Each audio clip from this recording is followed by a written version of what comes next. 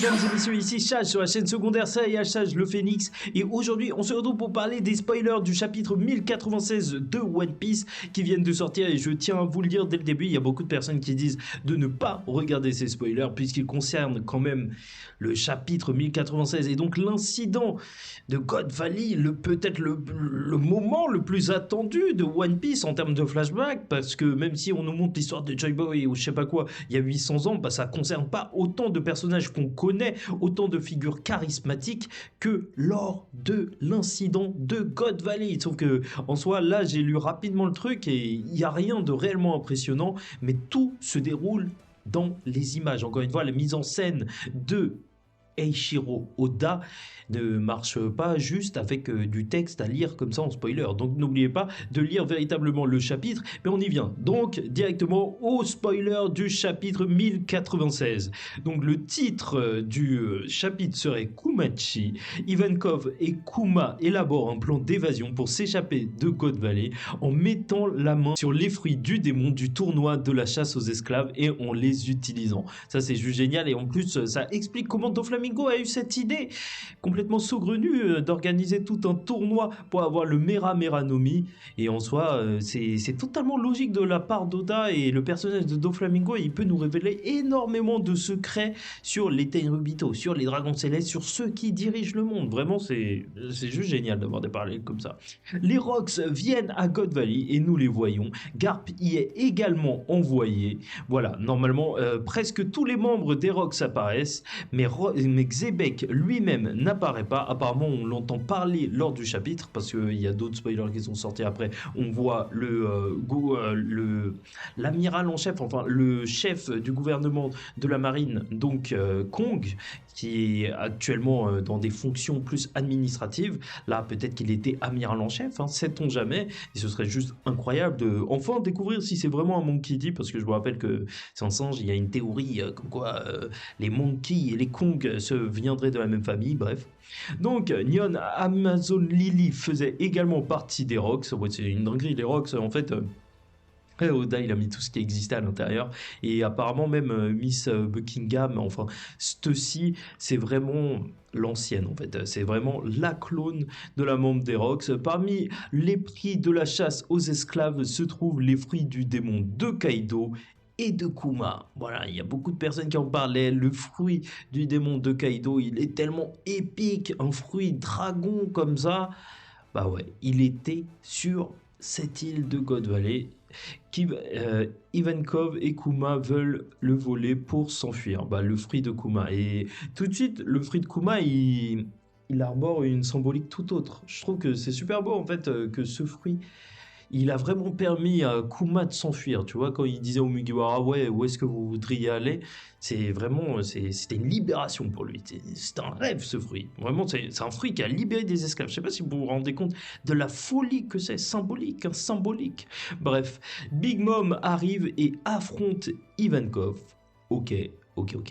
En fait, c'est chelou. Ok, d'accord, c'est un combat de fou. Ivankov contre Big Mom qui est grande hein, comparé à Ivankov, vu qu'on on l'a vu dans le flashback. Elle prend le fruit du démon qu'Ivankov tenait, celui de Kaido, mais Kuma parvient à manger son fruit, le Nikyu no Mi, et à rencontrer Saturne. Ah ouais, Saturne était déjà là. Oh là là. Ah là là, l'araignée démoniaque. Nous voyons aussi l'équipage de Roger. Roger a un chapeau de paille sur le dos. On ne voit pas tout l'incident de God Valley. On voit seulement les différentes factions arriver.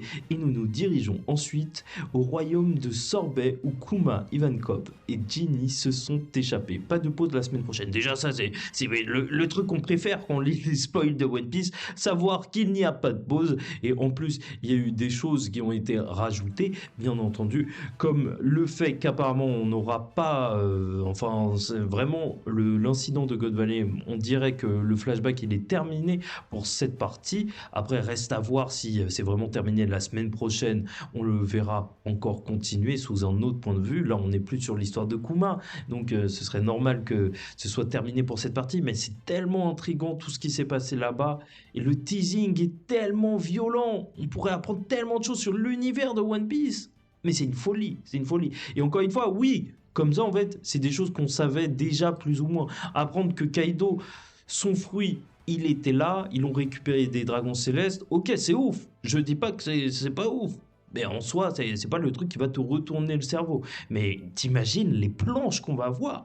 Les planches vont être magnifiques. L'équipage de Roger, Kaido et Big Mom jeune. Kuma en tant qu'esclave en train de manger un fruit juste pour s'enfuir. Enfin, ça va être super beau. Ça va être une dinguerie.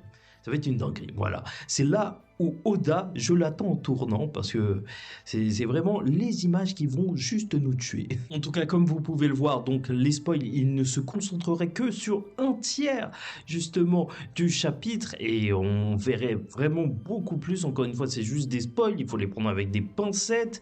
Mais là, bon, il n'y a pas de choses qui pourraient nous rendre complètement fous, donc on ne va pas prendre ça forcément avec des pincettes. Mais c'est juste qu'on peut s'attendre à peut-être beaucoup plus. Normalement, on n'a pas de suite pour God Valley lors de ce chapitre, d'après le leaker Redon, donc on verra bien, vraiment, déjà rien que ça, ok, c'est pas forcément de la révélation, mais c'est incroyable d'assister à ça.